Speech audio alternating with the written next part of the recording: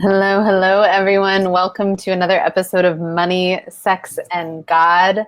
I'm Genevieve, the host of this series, and I am super excited to bring excellent human into the space today. I'm going to tell you a bit about her before I have her take the floor. Her name is Maya Luna, and she is a poet, a mystic, and a channel for the deep feminine. Oh, I love deep feminine.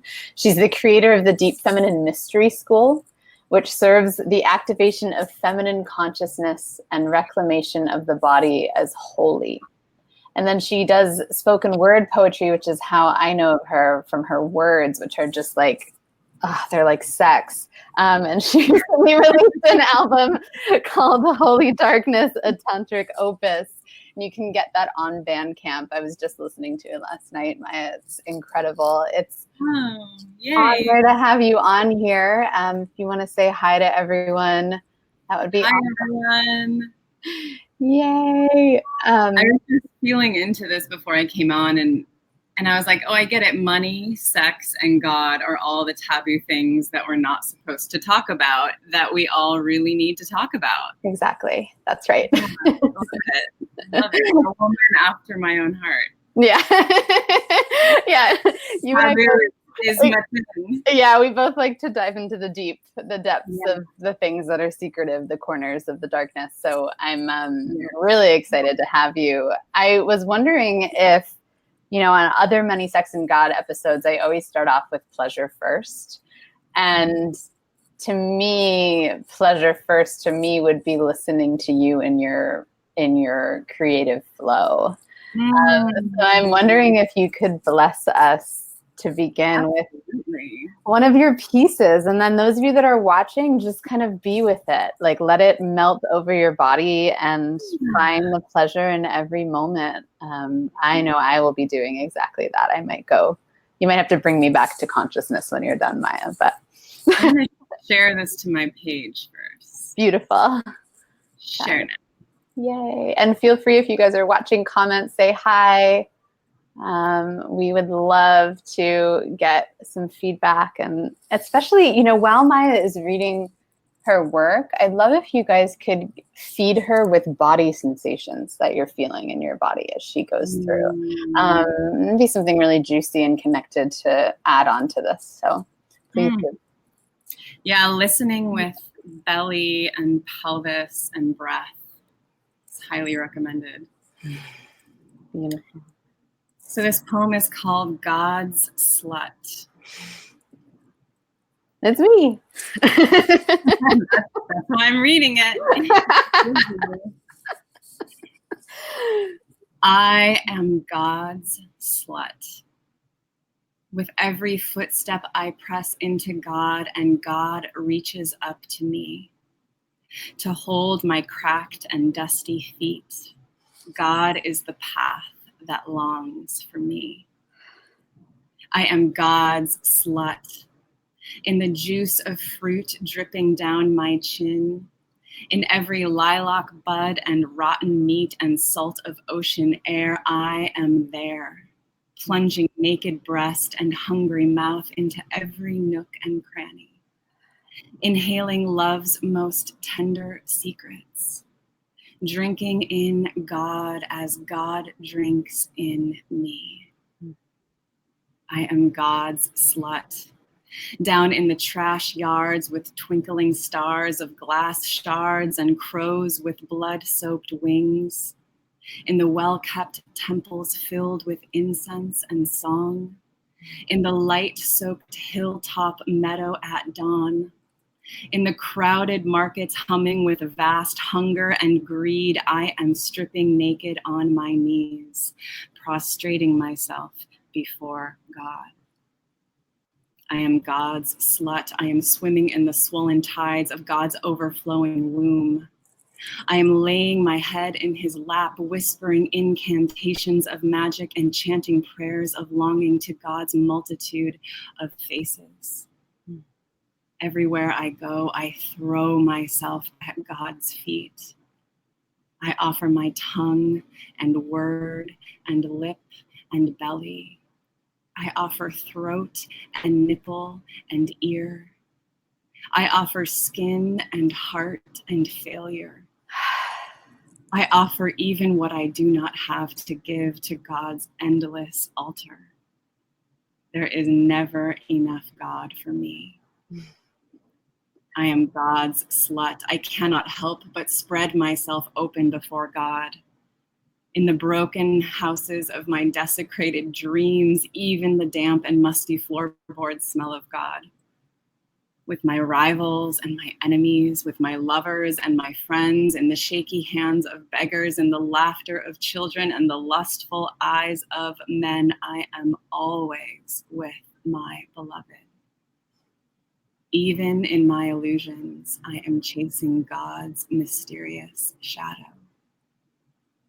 I am God's slut. There is nowhere I will not go to look for my beloved. When I am ashamed, God drapes me in his dark eyes. When my heart is broken, God is the knife in my chest. When I am silent, I am only singing love songs to God. Everywhere that I go is God's temple. In everything that I do, I am riding God's body. I am always fulfilled and never satisfied with how much God I can take into me. I am God's slut. When I fall down, I fall into God. When I limp and when I dance, when I rage and I rejoice, it is God's breath. I ride into that wild, trembling grace. Every movement in my chest is only God's sublime embrace. I am God's slut. When my bones ache with tiredness, God is penetrating me. When I lose my mind in confusion, God is ravishing me. In the wind, God kisses me. In the rain, God baptizes me. When I gaze at the moon, God gazes back at me. When I light a candle, God warms me. When I'm in hiding, God mourns me. And when God spits into my mouth, I drink it gladly. I am God's slut. I am inhaling God's scent, tasting God's tongue, caressing God's body. I am always walking towards him. I am God's slut.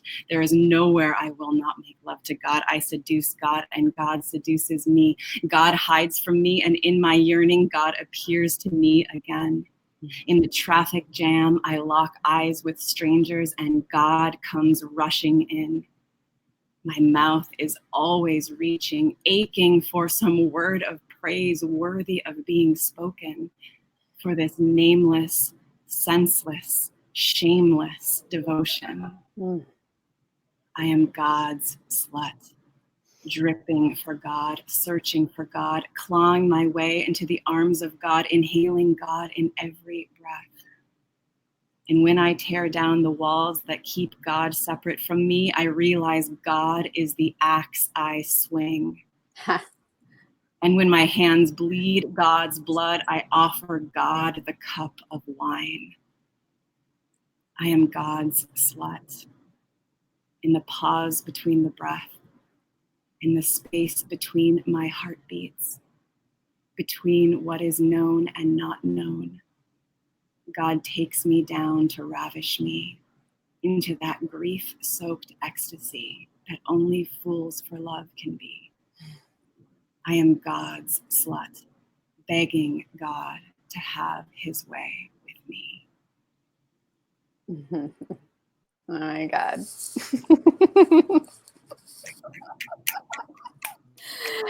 I'm so turned on.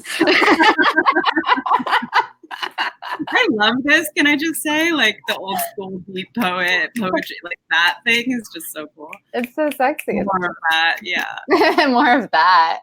Yeah. So, woo.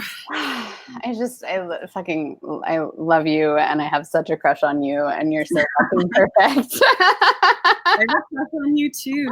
Yes. I really see that you're a mystic, and I see that you don't lead with that, but I see that it's there and it's embedded in your work and the way you live and the way you transmit. And I just really appreciate that about you. Yeah, I want to titrate the piercing of the illusion, right? Blow them up too much. long time. I'm really smart. I'm more like the throw the lightning bolt. That yeah. Yeah, but we're ready. Some people are ready for the bomb. So, Mm. so how did you become God's slut? What was your journey, your human journey to get to that space? Oh.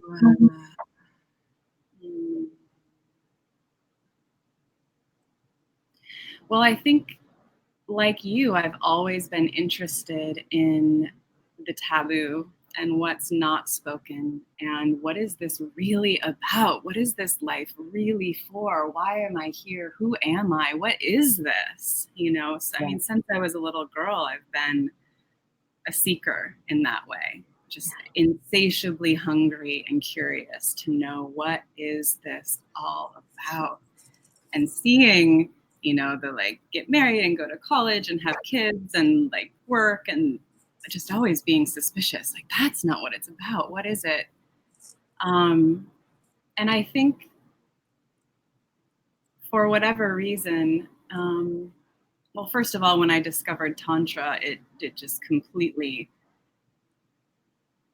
opened my consciousness to something that I already deeply knew inside of me, which is that there's a way of using the vehicle of my own body and consciousness to taste this sacred, naked, alive, vital experience of being a human being on planet Earth as a moment by moment experience, like a moment by moment lovemaking. And I was like, that's it. That's what it's about. Yeah. But I think there's this other part, and I don't quite know why I'm like this. It might be just because I've gotten my ass kicked by life pretty hard. But for some reason, and you see this in my poetry, it's one of the codes I carry, is I want to know that even in the depths of suffering, loss, despair, failure, hurt, that there is, that God lives there, that there's no separation, that those places are also holy. And I think that's what I'm always seeking to discover, because I see the way that we are so determined to cut that part of life out, and it's not possible to. And what do you notice? I've got my own kind of things that I'm noticing, but what do you notice when people attempt to cut that part out? What are some of the, and did you ever cut that part out? And what was that like for you? I mean, I think it's still a constant practice for me, to surrender and submit to the aspects of existing that are brutal, that hurt, that are hard. What I notice in myself and in others is that when we try to deny that, there's a disembodied quality, there's a tension, there's a holding, there's a, it's okay, I'm gonna be okay if I just work hard enough, I'm gonna, and there's like a dissociation almost. Yeah. Like there's something about dropping into the density and the gravity of the hurt, not in a self-indulgent way that's like pricking the wound and being a drama queen, but just like, it hurts to be alive. Existential pain is real, and loss is real, and grief is real, and the tenderness and fact of our vulnerability is real. We're not superhuman, and we're not meant to be. And there's something deeply mystical, I think, that we're supposed to enter into in the vulnerability of being alive. It's like that's where we taste the depth of love that can never be taken away, right? That doesn't rely on circumstance, that doesn't, it's like the love that's always here, ever merciful. Speak more to that. I think the audience would really love that depth that can never be taken away. What is that for you? Well, it's like, it's easy to love when, things are going great. and like life is going my way, and I've got my health, and I've got my wealth, and I've got my sex, and all the pieces figured out. It's easy to love. It's easy to be open. But when we discover the love and the openness and the awe at the mystery that continues even when we're humbled to our knees, that love to me is the most powerful love that exists. And in my experience, there's just something I've been playing with. When we get to that level, that depth, we enter into this place of actual like pleasure and bliss. Like there's a low point of suffering that it's like it cracks open, and then all of a sudden you're like in this state of and it doesn't make any sense, and I can't describe it or explain it. Like there's no logical progression to it. Have you ever felt that? I mean, it feels like from your poetry you felt totally. That. Yeah, I know exactly what you mean, and I don't fully understand the technology of it, like how it works, but I think it has to do with the power that suffering has to crack our mind if we let it, like it to just cut the head. Yes.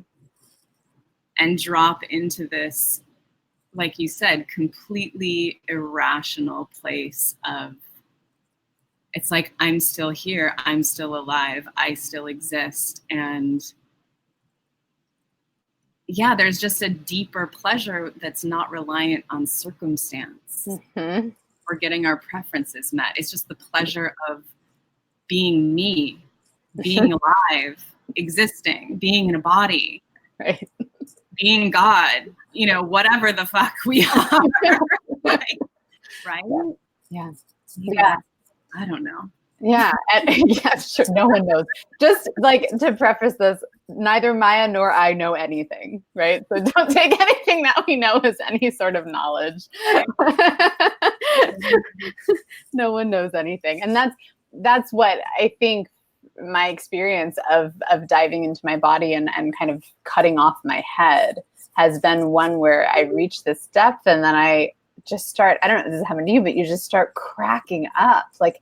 Mm-hmm. Everything is just hilarious because we recognize that the things that we're so afraid of, that we're pulling away from, actually don't do anything to us. Like at a visceral level, that suffering and that pain and that hurt is like, oh, cool. Right. And then that piece, that awareness allows us to glide through life with a sweetness that, yeah, it's really like true innocence. It is, right. It's like going back to it. This capacity that we have to laugh and dance and love no matter what. There's this story that just always,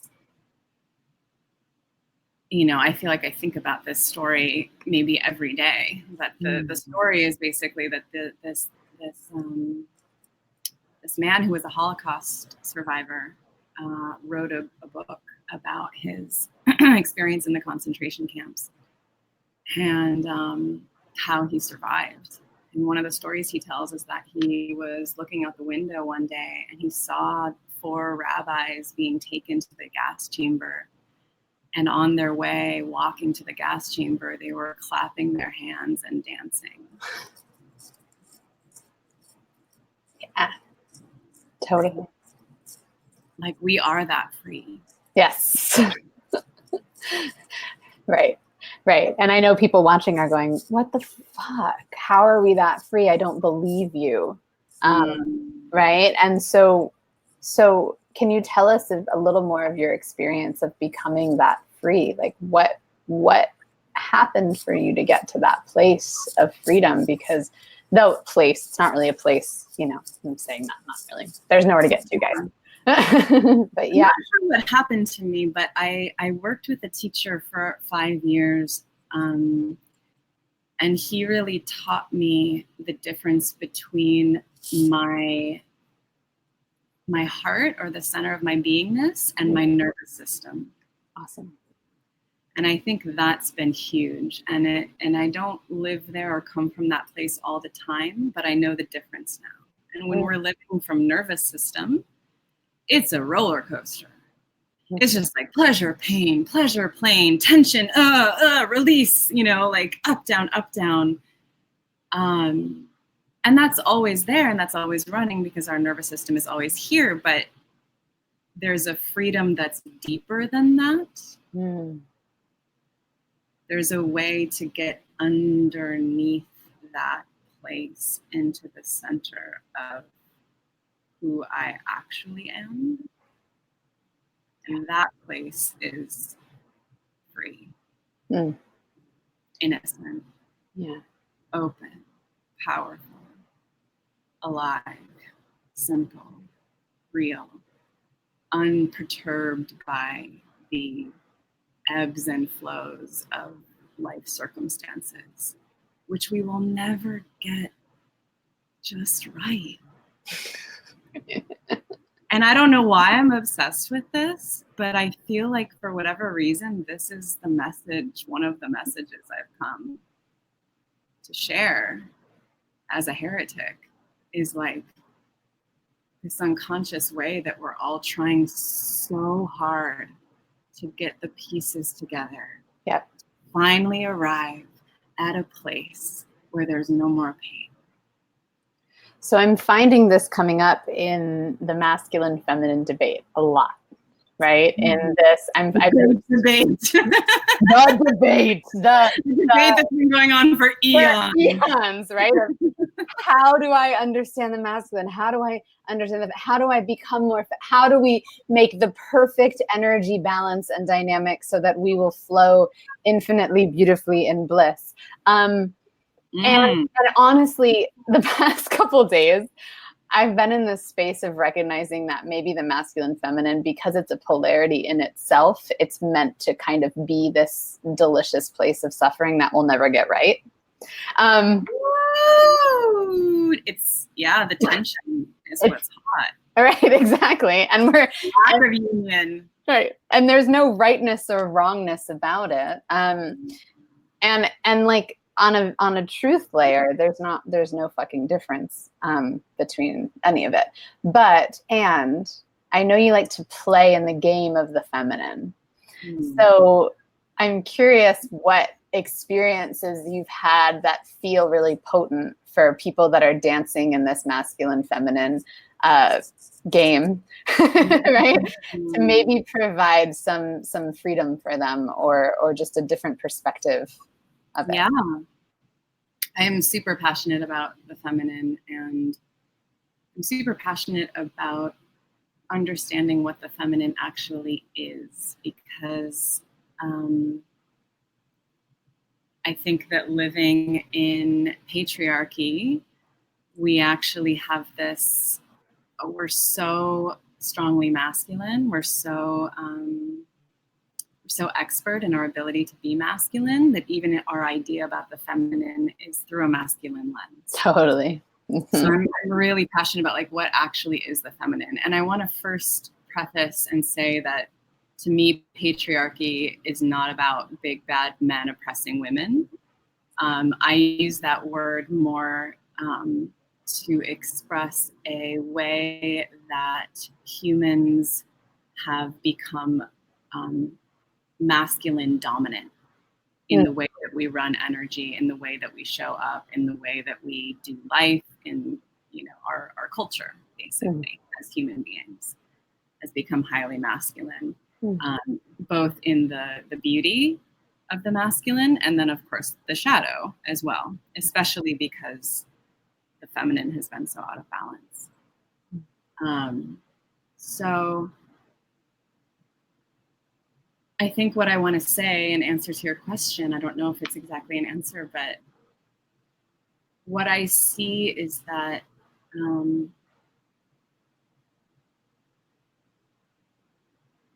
there's such a strong fixation on the tension of productivity and accomplishment and doing and controlling, right? Meeting the goals, succeeding in life, that we're missing the point. We're missing the deep fulfillment, and it's through the feminine that our experience of fulfillment happens. Like, in a way, the masculine is never fulfilled because the masculine always sees an improvement that can be made. Yeah, the fixers. Yeah. Yeah, and the it's very like I would say the masculine consciousness is very inventive. Like it's like, how can we improve what's happening? How can we build on that? How can we design, right? The feminine to me is the gateway to the place where our soul is in sensual communion with reality. And that's where our experience of fulfillment happens. Mm-hmm. Where we actually get to taste the fruits. Right? Yeah, I just think about this a lot. People ask me a lot how have I created, at this point I'm 30 years old. I have 2 6-figure businesses. You're 30 years old? Isn't that weird? Time is so weird. As in, like, you were 29? I used to be, yeah. And now you're 30? Fuck, queen. Yeah, Jesus, bizarre. Okay, keep going. Doesn't make any sense. But I think about it, and I'm like, so the first business I ran with the masculine consciousness dominant, right? And so it was very like, get to the next thing, listen to the audiobooks to learn the things that I don't yet have to create the thing, right? And it was like and I mastered the fuck out of that. Like, I did it really brilliantly. And then my body went into a chronic illness. Right.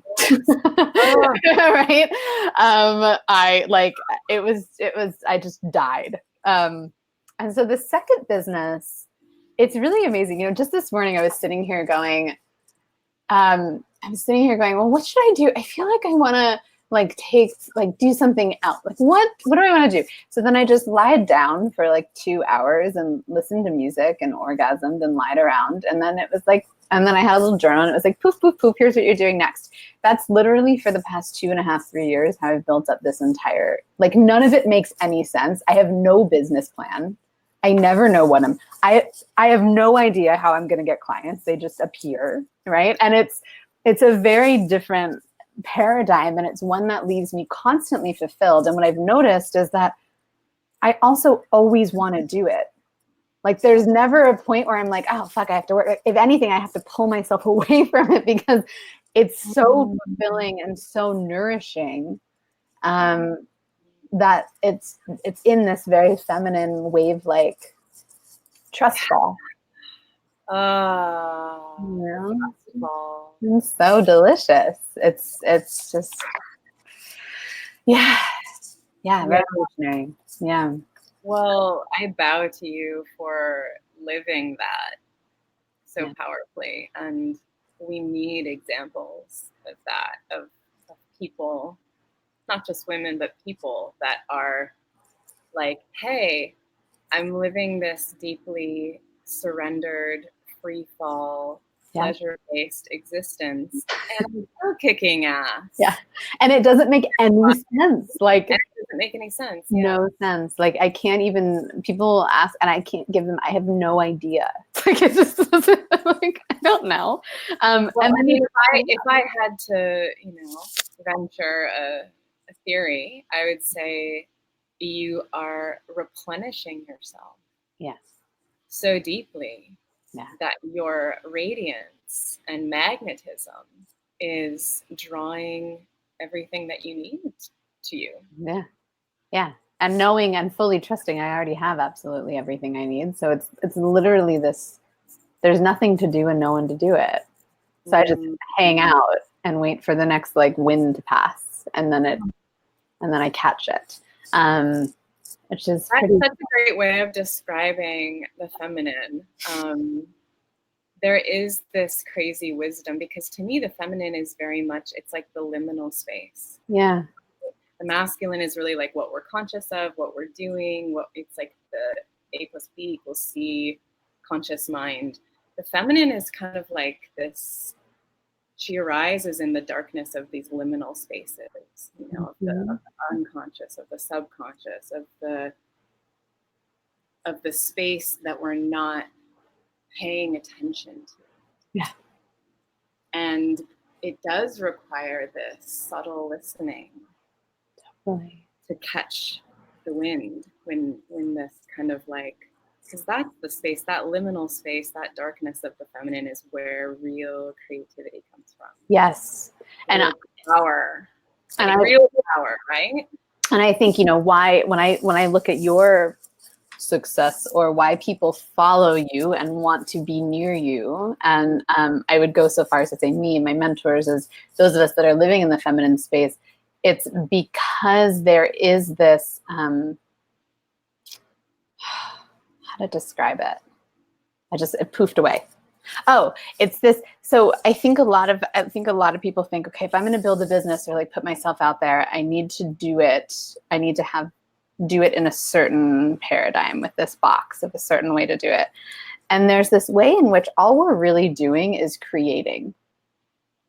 That's basically all. Is we're just like in this super creative imagination playground zone. And I'll get a thing, and then I'm like, really? I have to do that? And then I'm like, okay, I guess I'm gonna do that. And I just create the thing. And then you just kind of like you're baking. It's the same concept. And then people eat your cake. And you do the same thing, right? It's just like a wind comes, and then now I'm whereas a lot of entrepreneurs aren't in their creation anymore. Yeah. Right? Yeah. They're not baking anything. They're buying shit from the store and they're saying, eat this. And no one wants it because it's not created from their pussy and their breath and like the pieces of them that are raw and vulnerable and real. Yeah. You know, have you noticed this for yourself? I've tracked a little bit and noticed that when I post on Facebook, most of the time it's like something comes over me and I have no plan. I don't know what I'm going to say. It's just like, yeah. You know, I'm not thinking about it. I'm not, like you said, it comes from that deeper place. And then I'm like, I don't know what's going to happen. Like, it's like, I don't even read it. I just send it out. Don't edit it. So that's what happens most of the time. Sometimes some other energy will come over me and it's a little more controlled. It's like I want a certain reaction, or I'm trying to get something, or I want like this. So I'm like angling. And like those posts get like so few reactions, whereas the other one that's just this messy, you know, uncontrolled storm that takes over, that people are just like, you know? Because it's alive. Yeah, and it's the same with sex, right? It's the same, like when a woman or the feminine energy, not a man, is in this like explosive, I'm going to give you all of me, I'm going to be messy, I'm going to explode onto you. The masculine can go, okay, right? And just take it. And they don't want to stop. There's no stopping. It's just like this, it doesn't feel like work. It doesn't feel like they have to learn how to hold it. It's just, it's like, yes. And I think as a society, we're starved for that feminine explosion. Yes. And so, right? And so when we... I don't know what that touched, but it was big. Yeah. And so when we give it out there, we feel free enough to express it out there. The world is like fucking hungry. They're hungry. And I think bringing it back to what you said too, our inner masculine is hungry. Totally. It's like he needs to be fed by those liminal spaces and that creativity and her wildness and her deep listening and her heart and her willingness to be in the density and pain of human experience and the love that lives there and the sensuality of finding God through the body and the senses. Like he needs that to keep going. Yes. Otherwise he's dried up. Yeah. He's got erectile dysfunction. Otherwise, right? There's nothing going on there. Yeah. And that's the real flip, I think, is in patriarchy, because we're so masculine dominant, our inner union tends to be that the masculine is leading. But I think that the true marriage is that the masculine is so enamored with the beauty and the power and the life and the creativity of the feminine that he wants to serve and, dare I say, submit. And I don't mean that in like a power, like differentiation thing, but submit to her lead, and use his skillfulness and his expertise in service of that which is life. And I'm just seeing, the title of this, Money, Sex, and God, I'm seeing how this applies to money, right? Building money, having this union. I see so many, money, for me, money success was in finding the marriage within myself of the masculine feminine. And I was masculine driven for such a long time. So I would make a lot of money and then it would poof away because there was no feminine energy to nurture and hold and like caress it. Right. And then once I brought the feminine in, I was like, ooh, we can make the money. And then we can also like fall into it and let ourselves be in it and be romanced by it and just like courtesaned by it. Right? We can have both of those energies at the same time as we build. And then I see it obviously in sex. This is what sex is, with self, with others, with multiple, like it doesn't matter. With existence. And then I see it in God, in the dynamic of this one's a little trickier. How do I see it in God? Maybe you've got something here with God and the masculine, feminine. I'll bounce back. Yeah. Well, I would say that to know God, we have to be feminine. I think that's actually an Osho quote, but that's the tantric revelation. Like, we have to actually surrender our doing, drop back into receiving and surrendering to be able to literally taste the nectar of existence. In Tantra, how do I say this? It's like, it's not that pleasure is yummy and therefore great, yay. It's like literally God is the water that we live in, and the senses, the sensory experiences, seeing, tasting, touching, hearing, smelling, feeling, sensing, body, these are the portals. That's how we know God. That's how we get intimate with God. That's how God is not just a external thing that we pray to or a concept in our head, but like a deep, intimate experience. And so I think that process is deeply feminine. Right? Yeah. And is the knowing consciousness, would you call that the masculine edge of it, like the consciousness of God? Totally. Yeah. And the spirituality of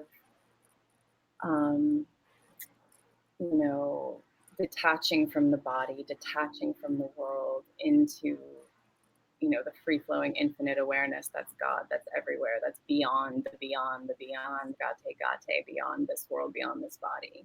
The feminine is like, come down in here. Yes. And taste me. Yeah. Taste God inside of me. Taste the formless inside of form. That's beautiful. I'm just sitting with that. It's been my absolute experience. Yeah, I see how you talk about it so beautifully. It's really, I'm grateful for your, I want to say, purity, just in maintaining that. I see a lot of the conscious sex world that's, pleasure for the sake of pleasure. And it's like, yeah, that's great. But like, what about God? What about God? Do you guys know that this is also the portal to God? Like, for real?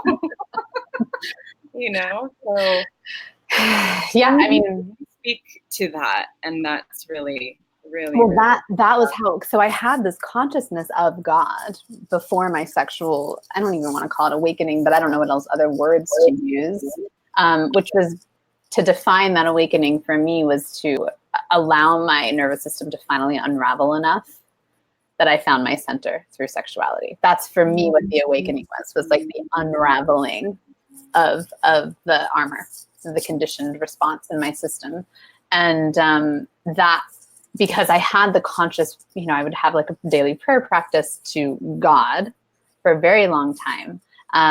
But something always felt, you know, what was really tricky was recognizing the God in me. Like I had major low self-esteem during that time. I was creating a lot outwardly, and I had a lot of faith in this outward thing. But in terms of me feeling like it was very, I feel like I constantly had this lens of like, Genevieve's not going to do this right. This is what it always felt like. And then once I deconditioned the nervous system through sexuality, which was my way, I don't know, maybe there are other ways, but this is how I play. It's way fun, right? This way of doing it, it's like God came in and fucked me inside, right? And I felt that, and then in that, Genevieve dissipated. Like she just she doesn't exist anymore. So I don't even have, like, before I get on a live or post a post that vomits out of my pussy, there, that's what happens when I make my post. the pussy vomit post. You know. Yeah. I don't have that awareness anymore, even of like, should I like what's the, is Genevieve going to be able to maneuver this? Because it's not even Genevieve anymore. Like God flows through me in the way that it's through every being, and there's actually no division or separation. And I only got that through the nervous system, through sexuality. So I love that you speak of that, because it feels like that was the journey, though there's no time, but like the journey of character Genevieve's experience. Yeah, that's, I love how you live is just such a beauty to behold, really. It's just like, I'm just falling in love with you right now, hearing about your life. It's so mutual. Love loves loving itself, as my mentor would say. Right? But you know, back to what you were saying about the I don't know, maybe I just lost it actually. It's great. It's the feminine. Mine did that too earlier. Yeah. Whatever. Whatever. It feels like, yeah, this is really amazing. I would love to close out with another piece of by your words again, another piece of art. And again, those of you that are on and in comments, comment what you're feeling, what's going on in your body. When we can start to drop down into our body sensation, we can actually begin to experience the divinity that's in her words, right? Rather than being in the mind and being stuck in that rat race, we can drop in, right? So share those body reveals if you're watching live or on replay. And if you go for it. If you listen closely, you will discover your body is not only a tool, it is a doorway. If you are humble enough to listen, she will teach you. She will crack open this world and lead you into another. She will peel away a veil and show you that what you thought was solid is porous. What you felt to be known is actually dancing in the ecstasy of unbecoming. That in your right thigh is a vast web of constellated stars. That portals into wisdom are hidden in the space between your vertebrae. that oceans of mystic poetry are painted on the walls of some mysterious dark cavern in your belly. That your breath can meet the curve of spine in just the right way, that it calls your lost beloved back into your heart. Your body is a doorway, and written on the archway, it says these words: slow down inside, feel me.